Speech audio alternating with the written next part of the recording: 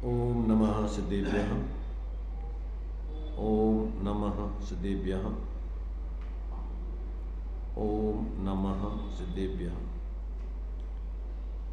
मंगलम भगवान वीरो मंगलम गौतम मुनि मंगलम कुंद कुंदात्यो जैन धर्मोस्तु मंगलम सर्वमंगल मांगल्यम सर्वकल्याणकारकं प्रधानं सर्वधर्माणां जैनं जयतु शासनं जैनं जयतु शासनं सकल विभाव अभाव कर किया आत्मकल्याण परमानंद सुबोधमय नमो सिद्धि भगवान। आत्म सिद्धि के मार्ग का जिसमें सुभग विधान उस समाधि युक्त तंत्र का करूं सुगम व्याख्यान।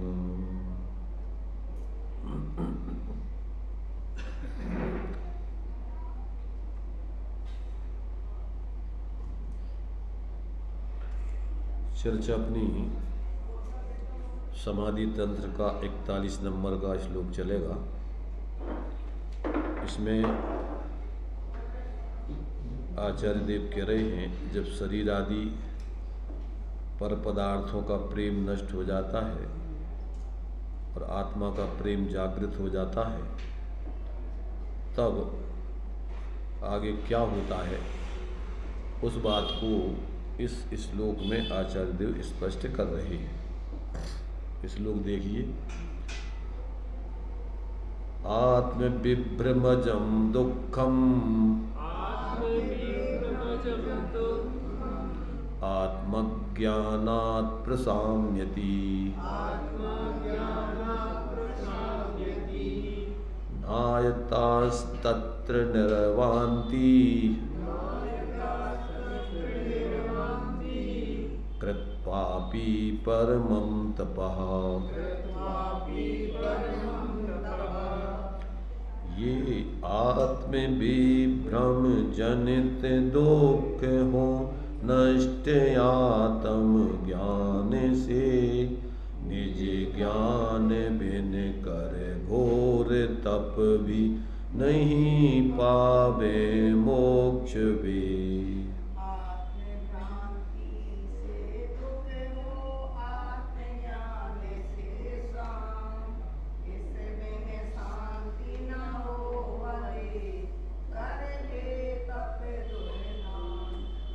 हाँ, देखिए क्या कह रहे हैं यहाँ पर। जो आत्म विभ्रम जनित दुख हैं, अर्थात जो अपने लिए ज्ञान में जब तक अपने आत्मा की शरीर राग आदि की भ्रांति रहती है, अर्थात भेद विज्ञान नहीं होता है, तब तक ये जीव क्या है, उस आत्मभ्रांति जनित दुखों को भोगता रहता है, अर्थात चतुर्गति में घूमते हुए जन्म मरण करता रहता है। और जिस समय उसको अपनी आत्मभ्रांति दूर हो जाती है, अर्थात भेद विज्ञान पूर्वक आत्मज्ञान हो जाता है, उस समय इसके आत्मभ्रांति जनित अर्थात मिथ्या दर्शन ज्ञान जनित जो दुख हैं, जो आकुलता है, जो चतुर्गति के जन्म मरण हैं, वो सब समाप्त हो जाते हैं और वो जीव सुखी हो जाता है। तो इस प्रकार से जो आत्मभ्रांति जनित दुख हैं वो आत्मज्ञान से नष्ट होते हैं। और बिना आत्मज्ञान के कहते हैं और कितने भी घोर तप किए जाएं और कितना भी कष्ट शरीर को दिया जाए, तो कहते हैं उससे जीव को आत्म शांति नहीं मिलती, मोक्ष की प्राप्ति नहीं हो सकती। ऐसा जानना चाहिए। इसलिए कोटि जन्म तप तपे ज्ञान बिन कर्म धरेंगे, और ज्ञानी के छिन्माय त्रिगुप्तिते सहज टरेते। ज़्यादा मेहनत, वहाँ मेहनत क्या है, उसमें तो कोई मेहनत है ही नहीं, आनंद है। और अज्ञानता पूर्वक किए जाने वाले तप परेशानी के अलावा कुछ नहीं है। ये बात यहाँ पर आचार्यों ने स्पष्ट की है कि जब शरीर आदि पर पदार्थों में एकत्र ममत्व आदि वाला प्रेम नष्ट हो जाता है तो उसके जीवन में आत्म शांति प्राप्त होती है आत्मज्ञान पूर्वक, और बिना आत्मज्ञान के और बाकी जो कुछ भी बाह्य तप आदि किए जाते हैं वो सब संसार के कारण बनते हैं, वो मुक्ति को या आत्म शांति को देने वाले नहीं है। उसी को देखिए अन्वय अर्थ आदि टीका आदि में खुलासा करते हैं। आत्म विभ्रजम अर्थात शरीर आदि में आत्मबुद्धि रूप विभ्रम से उत्पन्न होने वाला दुख कष्ट आत्मज्ञानात् शरीर आदि से भिन्न रूप ऐसे अपने आत्मस्वरूप के अनुभव करने से प्रसाम्यति शांत हो जाता है, नष्ट हो जाता है, उसका भाव हो जाता है।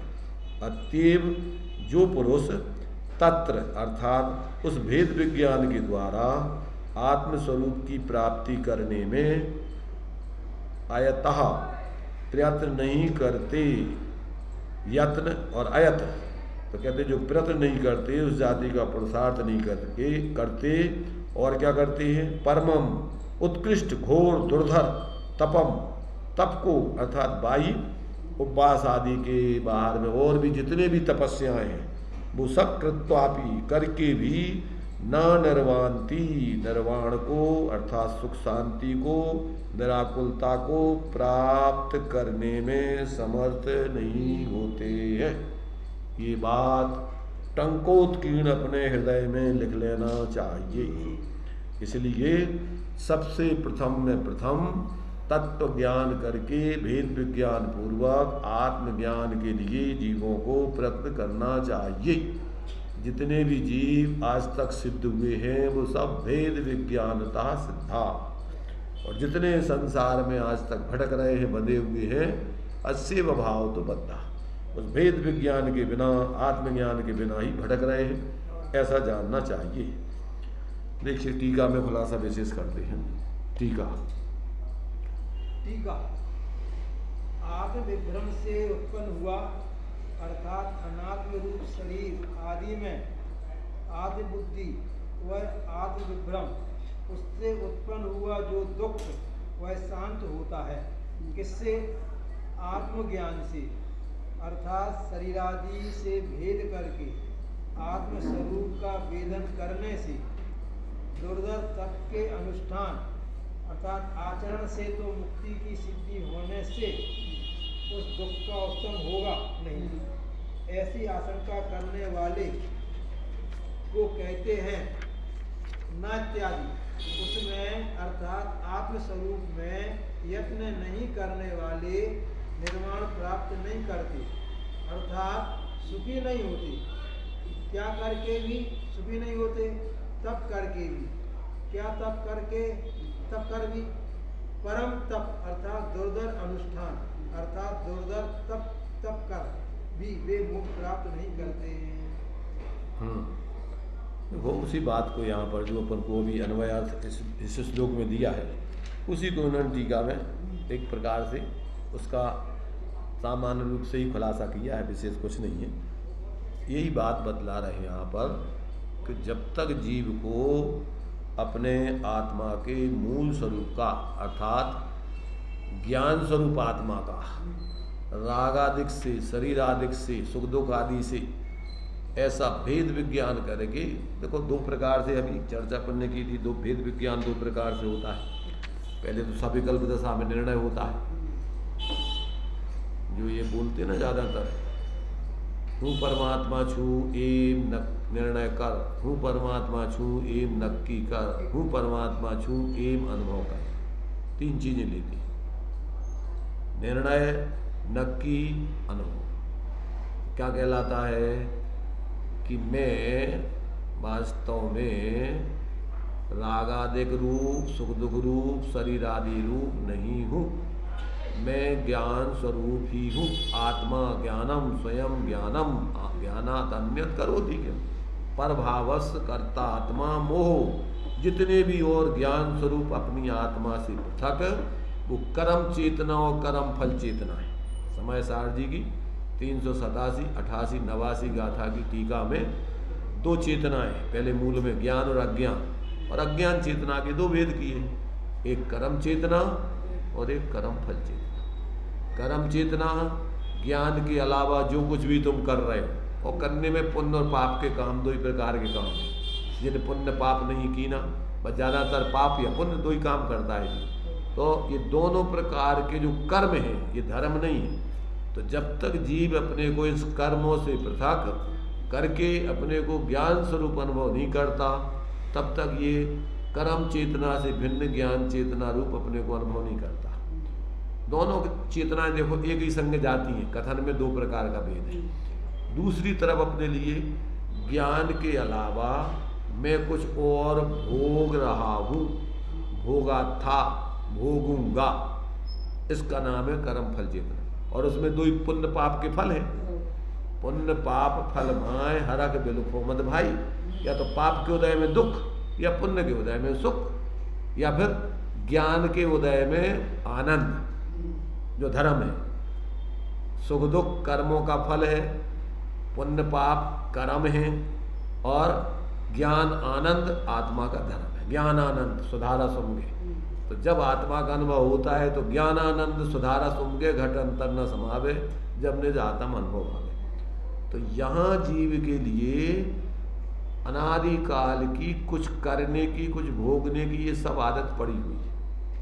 या तो कर्म उदय आता रहता है, कर्म करता रहता है, कर्म का फल भोगता है, 2 ही काम है। या तो पुण्य का उदय आएगा। देखो टोडरमल जी ने 4 प्रकार की इच्छाएं ली है। 4 प्रकार की इच्छाएं 2 प्रकार की चेतनाओं में गर्भित हो जाती है। या तो अपने लिए कुछ जानने की इच्छा होती है, तो वो गेयों को, पर गेयों को, कुछ जानने की माने अपने को नहीं, अपने से भिन्न पर को, यहाँ क्या है, वहाँ क्या है, वहाँ क्या है, वहाँ क्या है, माने पर गेयों में ही सिर्फ गे लुब्धता बोलते उसको। या तो ये रुचि रहती है, तो ये क्या है, ये कहलाती है, ये भी जानने की इच्छा, ये भी कसाय है। पर जानने की इच्छा माने ये भी मोह भाव है, कसाय भाव। फिर क्या होता है, या तो कसाय के अनुसार प्रवृत्ति करने की इच्छा होती है। गुस्सा आता है जिस पर, उसको तोड़ने फोड़ने मिटाने की भावना होती है। गुस्सा में क्या करता है, तो कसाय के अनुसार या तो प्रवृत्ति करता है। तो क्रोध के अनुसार अपने सामने वाले को देखना नहीं चाहेगा। अब वो तो जब तुम्हारे हाथ में है नहीं, और तुम्हारे हाथ मिटाना भी नहीं है उसको। अगर तुम्हारे पाप का उदय होगा तो तुम उसका कुछ नहीं कर सकते। जो अपन बोलते ना कि बाल ना बांका कर सके जो जग बेरी हुए, जाखों रागे साइयां मार सके ना कोई, और बाल ना बांका कर सके जो जग बेरी हुए। क्या अर्थ होता है कमलेश भाई, क्या अर्थ होता है? बाल ना बांका कर सके जो जग बेरी हुए का क्या अर्थ होता है? जग माने पूरा संसार, जग माने संसार, पूरा संसार के लोग इकट्ठे हो जाएं। बाल बांका समझते, बाल आप ये बाल होता ना, बांका माने होता टेढ़ा। अब इस बाल को भी उसके एक टेढ़ा नहीं कर सकते। कहते हमारा तुम बाल टेढ़ो नहीं करते, तुम करोगे क्या हमारा?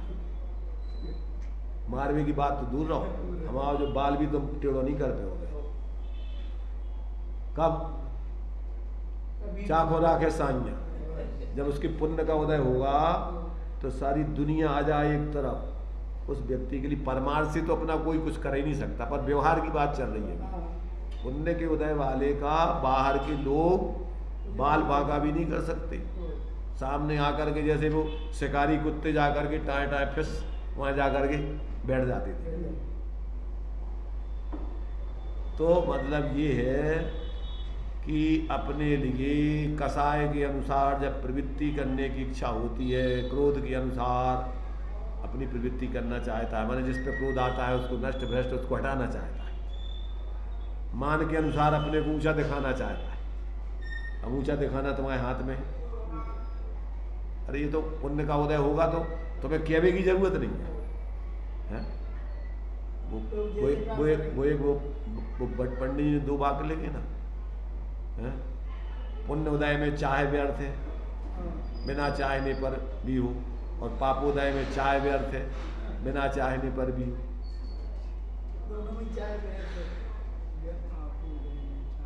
पुण्य उदय में चाह व्यर्थ है, बिन वांछित मन वांछित हो, ऐसा कहो पद, या बिना चाहने पर तुम नहीं चाह रहे तो भी तुम्हारे पुण्य के उदय सब अनुकूलता मिलेगी। मन वांछित जो चाहोगे वो हो जाएगा, तो चाहने की जरूरत ही नहीं है। पुण्य के उदय में बिना चाह ही होना है, वो तो तुम्हें जरूरत ही नहीं है। और पाप के उदय में तुम नहीं चाह रहे हो तो भी होगा, वो तो तुम्हारी चाह जरूरत नहीं होना। तो मान कसाय में व्यक्ति अपने को दूसरों में ऊंचा दिखाना चाहता है। टोडरमल जी ने तो बहुत बढ़िया वर्णन किया है मोक्ष मार्ग प्रकाशक की, कसायों के अनुसार होने वाली प्रवृत्ति का दिग्दर्शन दिया, दूसरे तीसरे अधिकार में है शायद दोनों। तो उसमें उन्होंने दिया कि आखिरी में मर भी जाता है जब उसकी कसाय के अनुसार प्रवृत्ति नहीं होती है, तो यहाँ तक कि आत्महत्या कर लेता है। तो यहाँ पर ये कह रहे हैं कि ये सब कर्म कसाय के अनुसार प्रवृत्ति करना, ये तुम्हारा कर्म है, धर्म नहीं है इसमें। और वो होना तुम्हारे हाथ का नहीं है, वो भी उदय की स्थितियाँ हैं सब। बाहर की परिस्थिति तुम्हारे हिसाब से तो होगी नहीं।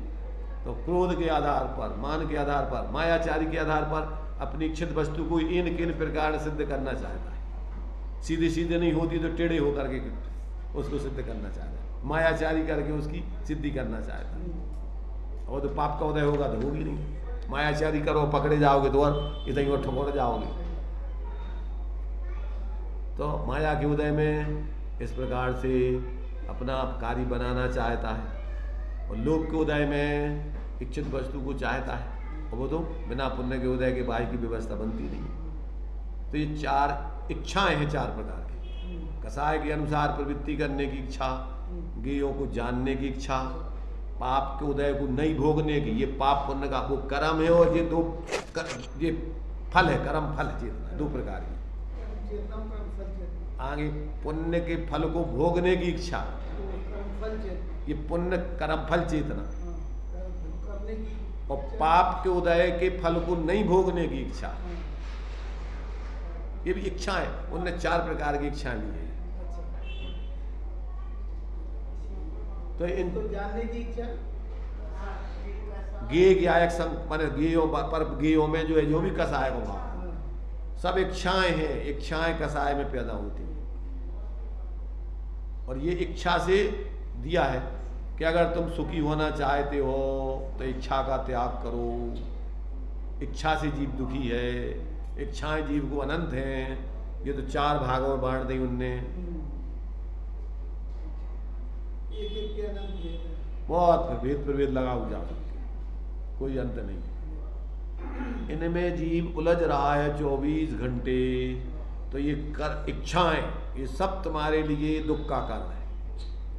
इच्छा ही दुख का कारण है, और इच्छा मोह से पैदा होती है, और मिथ्यात्पूर्वक अनंतानुबंधी इच्छा चलती है। और बाकी इच्छाएं अस्थिरता जन्य होती हैं, तो भेद विज्ञान पूर्वक उसको तोड़ता है। पर वे भी जब तक होंगी जब तक वीतराग और केवल ज्ञान नहीं होगा।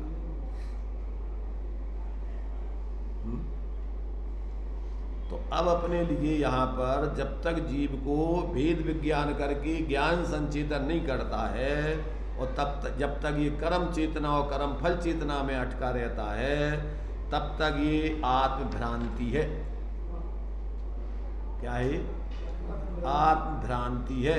और आत्मभ्रांति सम रोग नहीं, जो ही सबसे बड़ा रोग है दुख को कारण। आत्मज्ञान ज्ञान समान नान जगत में सुख को कारण, और अज्ञान या भ्रांति समान न आन जगत में दुख को कारण। 24 घंटे परेशान है आदमी, काय से? भ्रांति से। शांति नहीं मिल रही है हमको। शांति बाहर में मोह से कैसे शांति मिलेगी? कसायों की पूर्ति करके, बाहर में कसाय से प्रवृत्ति करके अब सुखी होना चाह रहा। अब कसायों की तो कोई अंत नहीं है, पूर्ति कैसे होगी? और उससे सुख भी नहीं है। उस समय भोगते हुए भी आकुलता, बाद में भी आकुलता, पहले भी आकुलता, आकुलता ही आकुलता। से मानता है, हाँ, कैसे कर लेंगे तो सुखी हो जाए, वही समय दुख है। इसलिए ज्ञानियों को कोई इच्छा नहीं होती है।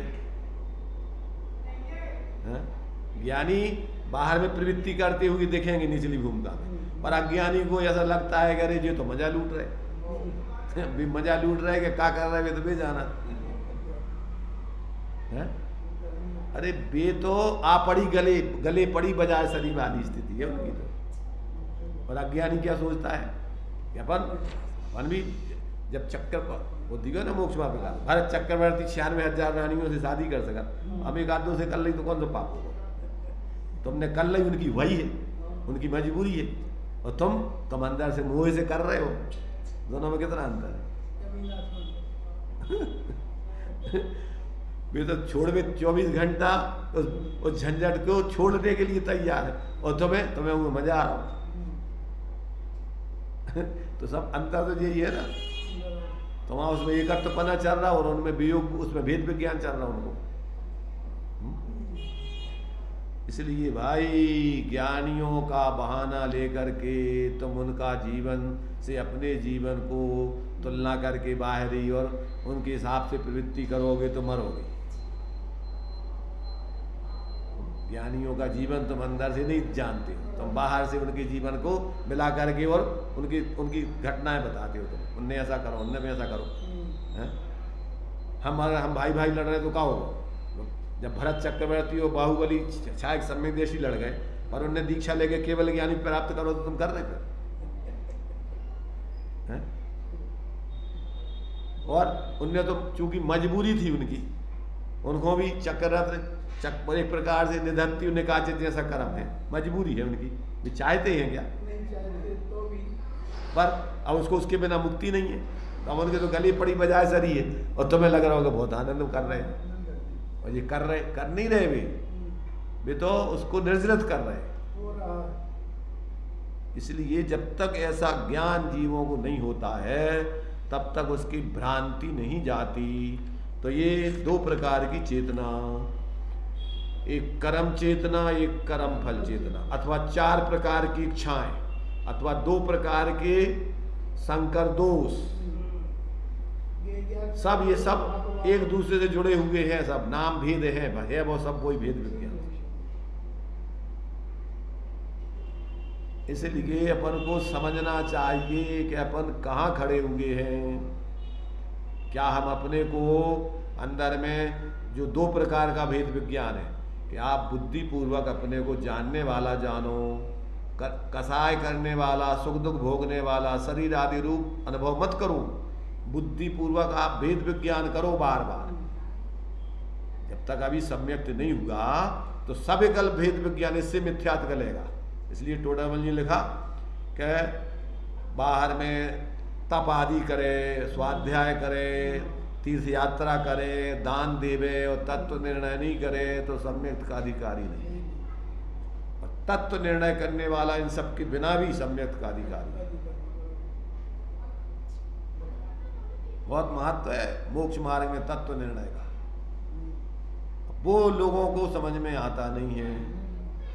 यहाँ शुष्क ज्ञान वाला तत्व निर्णय की बात नहीं चल रही है, यहाँ तो ज्ञान वैराग्य पूर्वक का तत्व ज्ञान की बात चल रही है। जो क्षयुप्सम ज्ञान में मात्र बिना रुचि के और औपचारिक रूप में और ज्ञान में ऐसा सिर्फ अकेले क्या करते रहते हैं, सूखा जो है एकमात्र अरुचि पूर्वक या बिना रुचि के और बिना आत्मकल्याण की भावना के वो करते रहते हैं। ये शुष्क ज्ञान की बात नहीं चल रही है।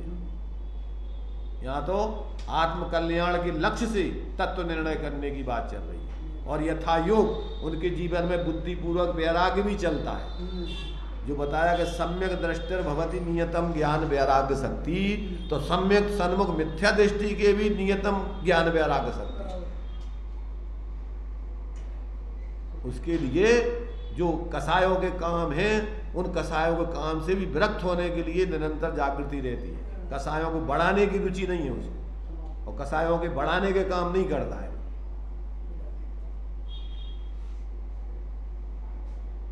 तो ये जब तक व्यक्ति को अंदर में निर्णय नहीं हो, या तो बाहर की बिना तत्व ज्ञान के शुष्क क्रियाओं में लगा है, या तो क्रियाओं जड़ में लगो है, बाहर के ग्रहण त्याग शरीर की क्रियाओं में, और तत्व की तरफ भावों का कोई ज्ञान ही नहीं है, निर्णय नहीं है कि इससे अपने भाव बिगड़ रहे, संक्लेशित हो रहे कि अपन इसे क्या कर रहे।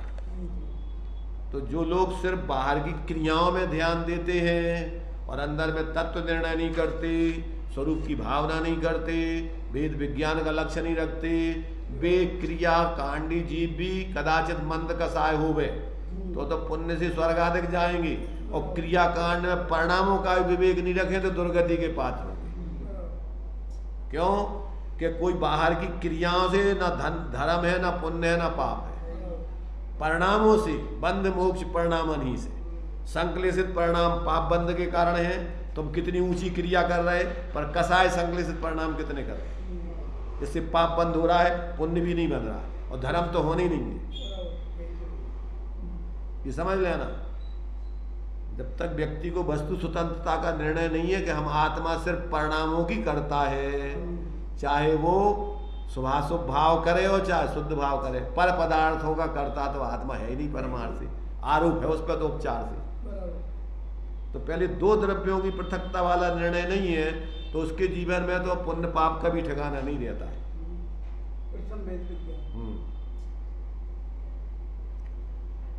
तो ये आत्म भ्रांति जनक दुखों से मुक्ति का उपाय है आत्मज्ञान।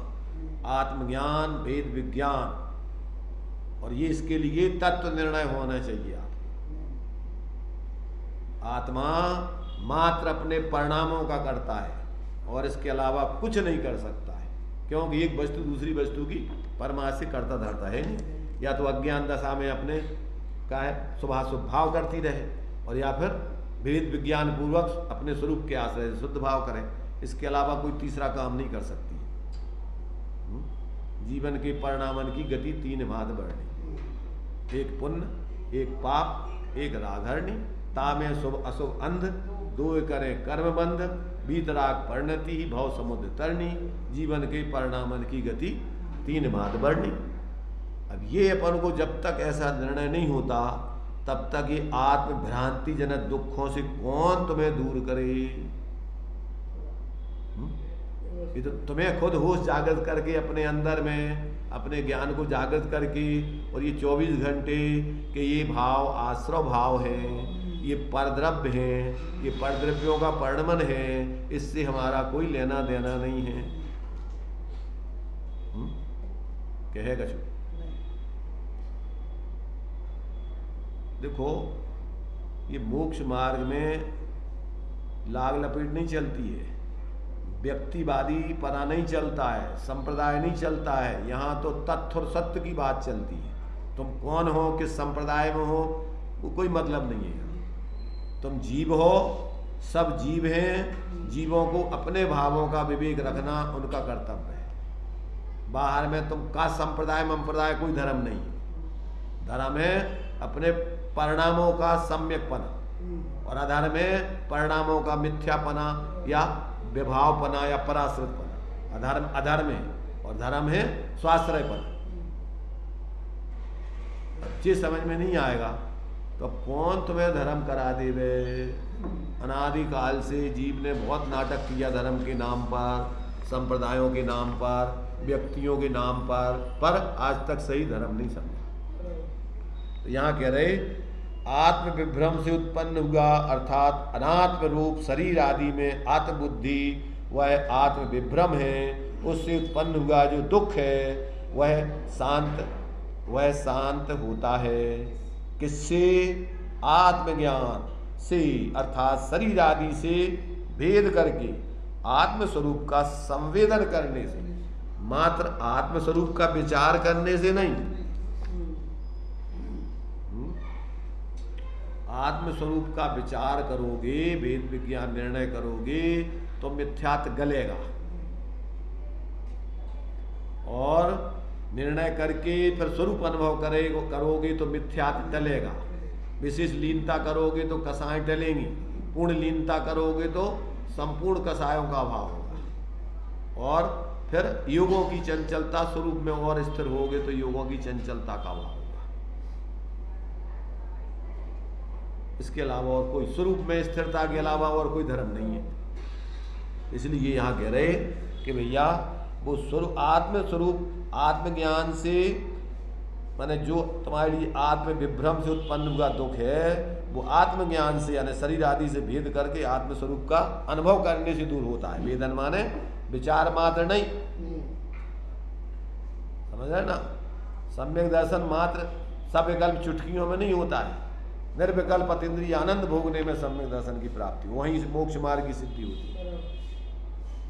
हाँ, निर्णय पहले सविकल्प ज्ञान में होगा और निर्णय के बाद अनुभव निर्विकल्प अभेद अनुभव में होगा। और लोग क्या इसमें बहुत भ्रमित हैं। सविकल्प रूप में शुद्ध आत्मा के मात्र विचार कर लेते हैं जो सांप्रदायिक हैं, आभासी लोग हैं, निश्चय वाले सिर्फ शुद्ध आत्मा की बातें पसंद करते हैं। जबकि साधक लोग बातों का काम नहीं है अकेला, साधना करने वाले जीव बाहर के सब काम करते रहते हैं पर उनकी परिणति में बराबर स्वरूप का ग्रहण करके वितरागता चल रही है। अकेले में शुद्धात्मा की बातों करने से कोई धर्म नहीं होता है, विचार करने से कोई धर्म नहीं होता। स्वरूप की साथ उसमें जुड़ करके जो अभेद परिणमन है वो धर्म है अकेला। प्रारंभिक भूमिका में निर्णय करने में ये बात है, परंतु जो लोगों को व्यसन हो गया है उसका सब और मात्र अंदर में स्वरूप ग्रहण करके बाहर से निर्वृत्ति नहीं करते हैं, वे सांप्रदायिक लोग, आभासी लोग हैं, पक्षपाती लोग हैं। साधक व्यक्ति या सम्यक दृष्टि तो जहां जहां ये योग है, अनर्गल तुम्हारा जीवन हो रहा है तो वहां से तुम्हें हटाया जाएगा कि पहले तो भैया तुम स्थूल बुद्धि एक काम छोड़ो, तुम अनर्गल अन्याय नीति आदि के। अभी तुम्हारी स्थूल रूप में महाभूलें चल रही और क्षयुपसम ज्ञान से टोटामल ने लिखा कि क्षयुपसम ज्ञान से चतुराई की बातें करे शुद्ध आत्मा की, और कोई ठिकाना नहीं उसके व्यवहार का, ना देव सास गुरु आदि का। तो कहते सब चतुराई की बातें हैं, मान कसाय के लाने। तो बाहर में अगर कोई बिना आत्मज्ञान के माने आत्म शांति पाना चाहे तो नहीं, और बाहर में कहते क्रियाओं में अगर तुम उलझ गए और अंदर में स्वरूप की आराधना नहीं करी तो बाहर के त्याग में कितना ही तुम बाहर के तपस्वी बन जाओ, दुर्धर तप करो, अनुष्ठान करो, उससे मुक्ति की प्राप्ति नहीं हो सकती है। तो दोनों चीजें ध्यान में रखना है कि मात्र क्षयुपसम ज्ञान के उसमें मत चढ़ जाना, धारणा ज्ञान में उसी में दम्भ करके और जीवन में और बाकी अपना जो है आचरण वगैरह कुछ नहीं सुधारना। अकेले बात जानकारी मात्र से कल्याण हो जाएगा, इस भ्रम में मत रहना। जानकारी तो वही सार्थक है जो तुम्हारे आश्रमों से तुम्हें निर्वृत्ति करावे। अगर आश्रमों से निर्वृत्ति नहीं करावे उस ज्ञान की कोई कीमत नहीं। समय सार जी में दिया है, क्या दिया या न्याय के ग्रंथों में भी दिया है, समय सार में तो दिया है कि बताओ कि वो ज्ञान सर्व जो है तुम्हारे लिए आश्रमों से निरोध करने वाला है। तो वो ज्ञान ये बताओ कि आश्रमों में प्रवृत्ति कर रहा है कि निर्वृत्ति वाला है।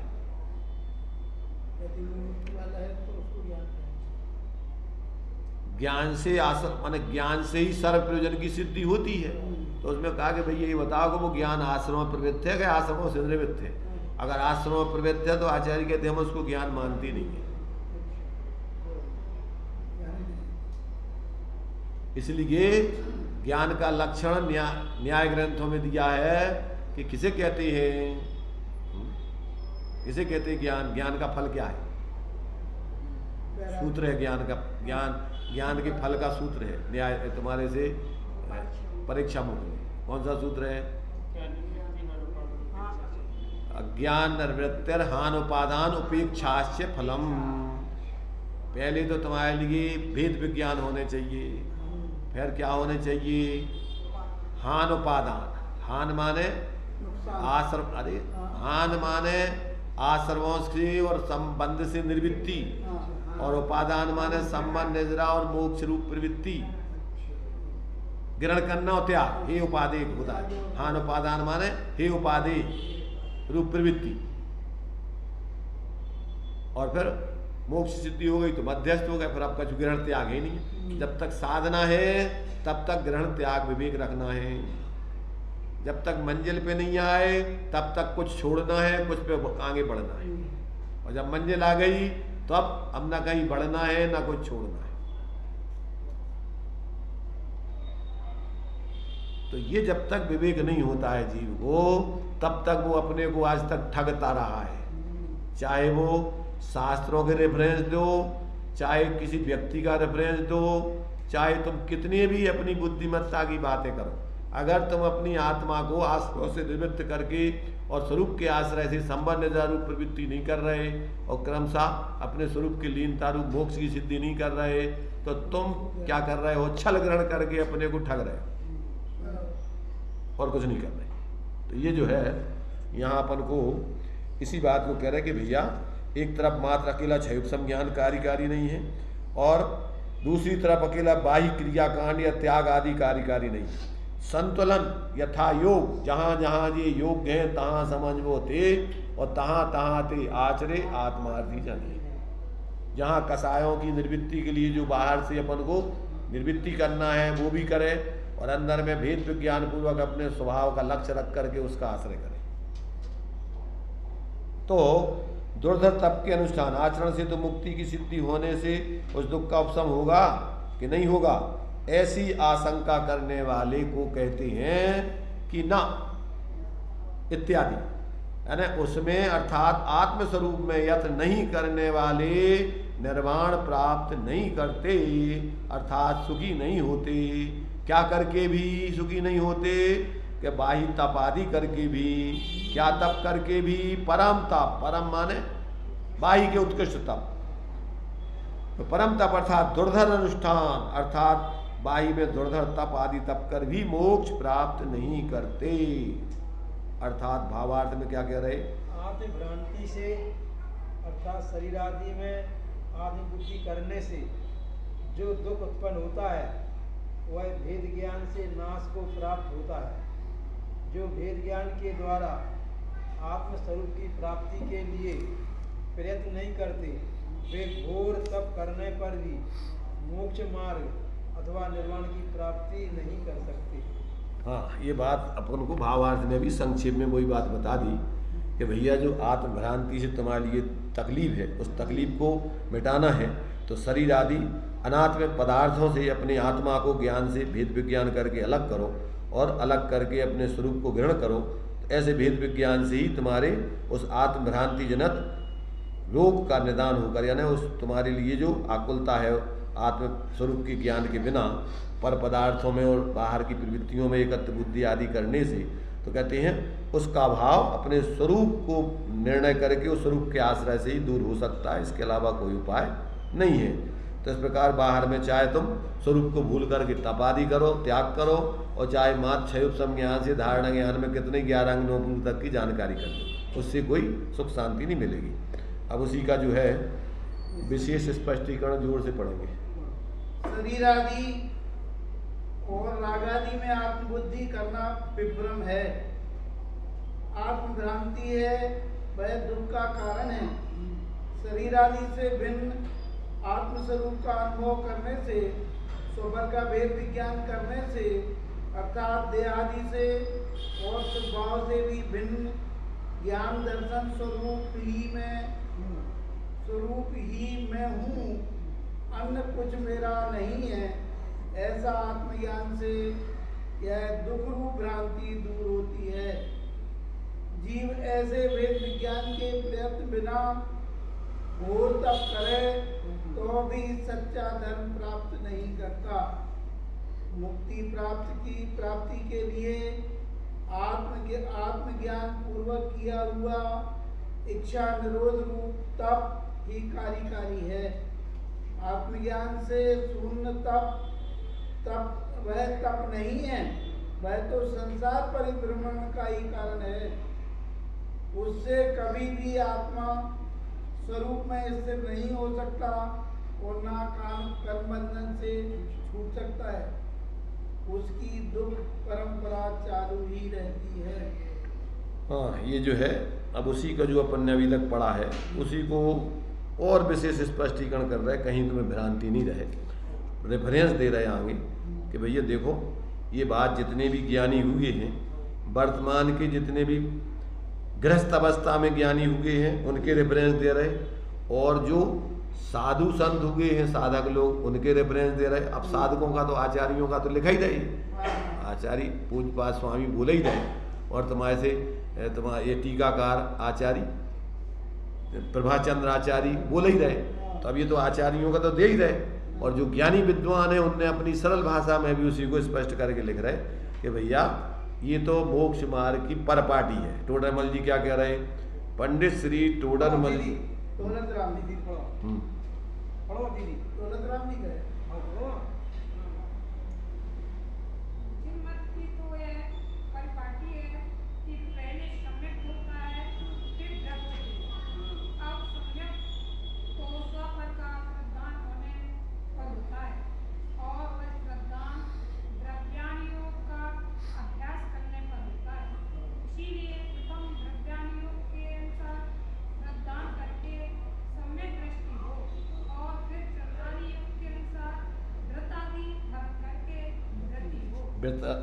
चरणानुयोग के अनुसार वृत्तादि धारण करके वृत्ति हो, सम्यक ज्ञानी होए बहुरी दृढ़चारित लीजिए, एक देश और सकल देश तसुभेद कहीजिए।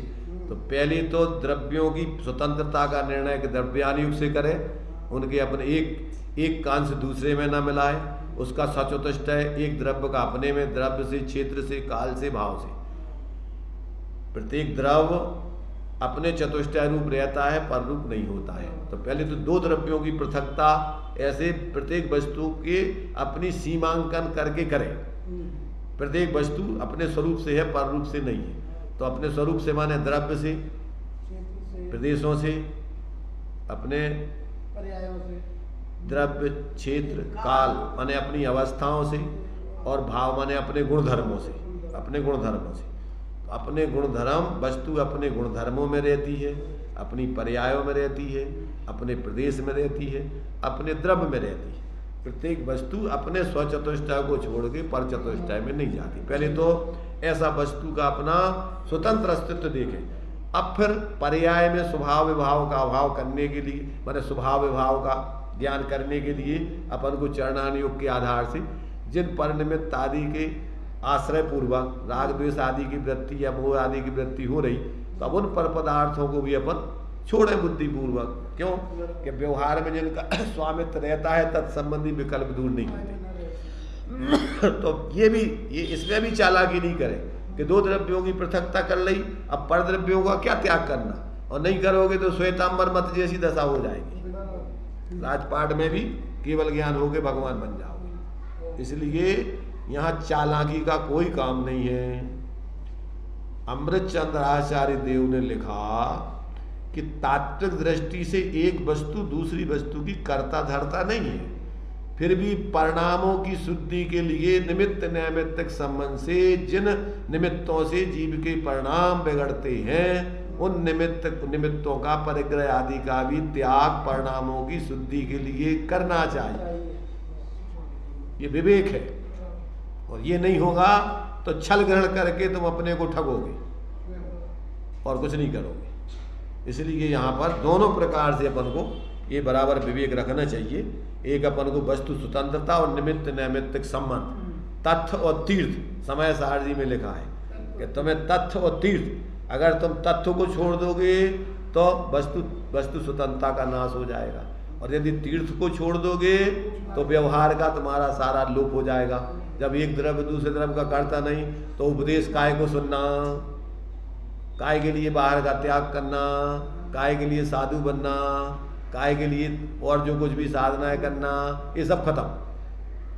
तो इसलिए दोनों का अपने लिए, अगर तुम जिनमत का प्रवर्तन करना चाहते हो और अपना कल्याण करना चाहते हो, तो तथ्य और तीर्थ दोनों को मत छोड़ो। तो ये विवेक अपन को बराबर होना चाहिए, दोनों का सुमेल बनने चाहिए। तत्व ज्ञान पूर्वक तीर्थ का जो है सुमेल बनाकर अपनी आत्माराधना करना चाहिए। हाँ है? इनको पढ़ने दो, तुम्हें जो बोलने में तकलीफ होती है, इनको पढ़ने दो से। चलो दौलत राम जी ने 6 डाला, ढाल 4, पद 4 में कहा है, कोटि जन्म तक तपे ज्ञान बिन कर्म झरे थे, ज्ञानी के छिन्न माय त्रिगुप्ते सहज डरे थे, मुनि व्रत धार अनंत बार ग्रीवक उपजायो, फिर आत्म ज्ञान बिना सुख देश न पायो, मिथ्या दृष्टि जी आत्मज्ञान के बिना करोड़ों जन्मों तक तप करके जितने कर्मों का अभाव करता है, उतने कर्मों का नाश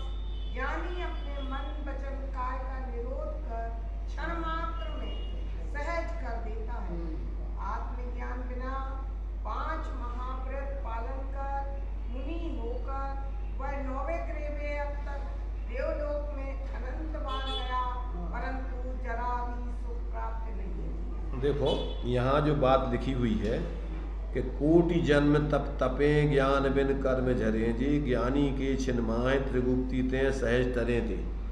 देखो जो कर्म ज्ञानी क्षण मात्र में खपाता है, बेकर्म तो वो खपा ही नहीं सकता, क्योंकि ये तो मोक्ष मार्ग संबंधी मिथ्यात आदि का कसायों का अभाव करने वाला है। वो कर्म, वो जो मिथ्या दृष्टि की उतनी बात कह रहा है कि वो तो सामान्य रूप से ज्ञानी के क्षण मात्र में औपचारिक रूप में खप जाते हैं, पर ज्ञानी जिन कर्मों को नाश करता है वो अज्ञानी जीव कभी नहीं कर सकता उन कर्मों का नाश। नहीं, जो निर्जरा असंख्यात गुणी निर्जरा है, मिथ्या दृष्टि के होती नहीं, वो मिथ्यादारी कर्मों का भाव होता ही नहीं है, तो वो कर्म तो नाश कर ही नहीं सकता है। परंतु जिन कर्मों को तुमने नाश किया है, वो जो पाप आदि कह रहे हो, ज्ञानी के तो वो भूसा जैसे हैं। माने जैसे किसान को गेहूं उत्पादन करने में फ्री में भूसा मिलता है, ऐसे उन पाप कर्मों का भाव तो ज्ञानियों के सहचरभूत सहज होता है। पर यहाँ तो घातिया कर्मों की बात चल रही है, और यहाँ तो अपने आत्म सुख की साधना की बात चल रही है। अज्ञानी के उन कर्मों का कभी नाश नहीं होता है।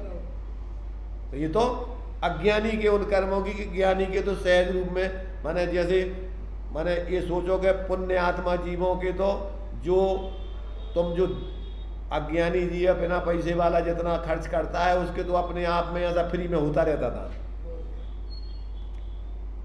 ज्ञानियों के जीवन में तो जो पाप कर्मों की, अघातीय कर्मों में पुण्य पाप के भेद हैं, तो उनका तो आश्रय बंध उनके वैसे ही नहीं होता है, तो उन कर्मों का तो उसके सहज ही चल नहीं होता है। पर ज्ञानियों के जीवन में जिन कर्मों की निर्जरा होती है, वे कर्म अज्ञानी जीव करोड़ों अरबों खरबों कबहू अनंत काल में भी नहीं खपा सकता, उन कर्मों का नाश तो कर ही नहीं सकता, ऐसा जानना चाहिए।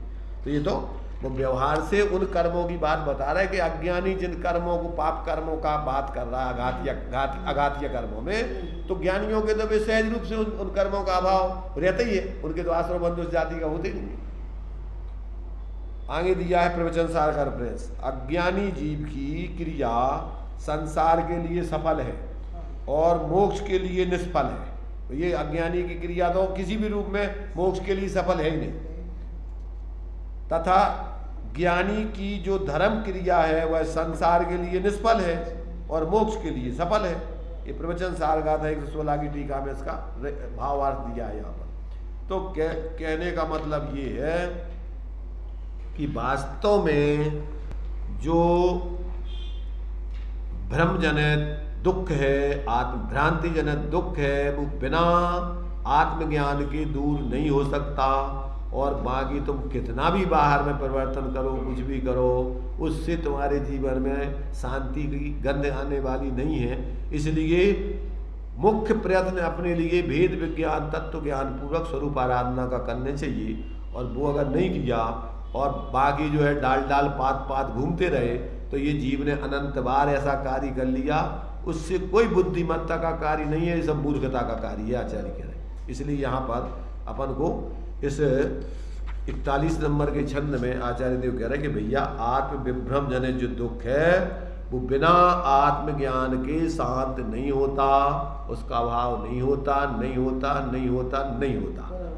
इसलिए तुम और करोड़ों उपाय करो, कुछ भी करते रहो, उससे उसकी सिद्धि होने वाली नहीं है। इसलिए तुम्हारे लिए उसका उपाय वही है, सब एक ही, और दूसरा नहीं है। उस उपाय को नहीं अपनाओगे तो मोक्ष मार्ग में तुम्हारा परिवर्तन नहीं हो सकता, इतना जान लेना चाहिए। मैंने जैसे वो दृष्टांत दिया ना मोक्ष मार्ग प्रकाशक जी में, काय का कि रामचंद्र जी लक्ष्मण जी को लिए हुए घूम रहे हैं, बहुत परेशान है। अब उनकी परेशानी कैसे मिटे? परेशानी कौन मिटाए? अब उनको क्या लग रहा है कि राम ये लक्ष्मण जी नाराज हो गए हमसे, कुछ बोल नहीं रहे, इनको कछु न कछु समस्या खड़ी हो गई।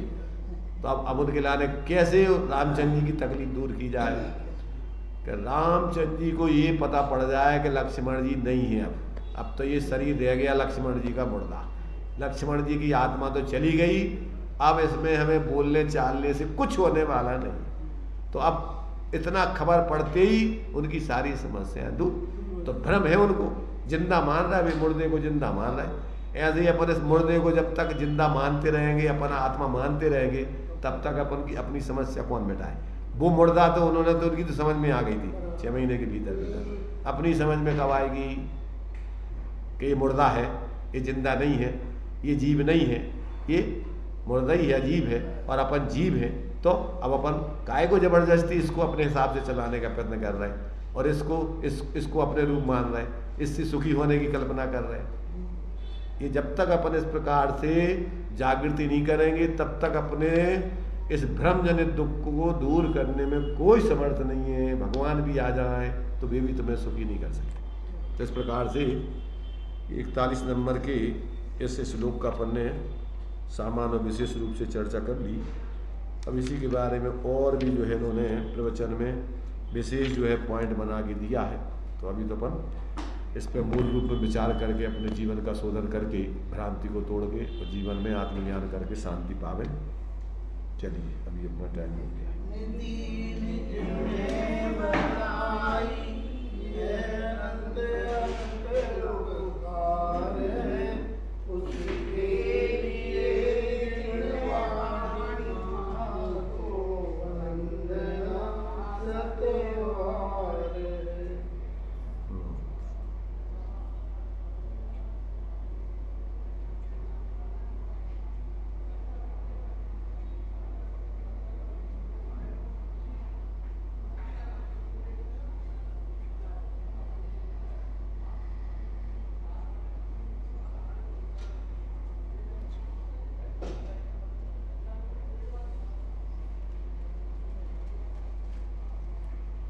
द्वादशांग निर्माणी माता की पंचपन बेष्टि भगवान।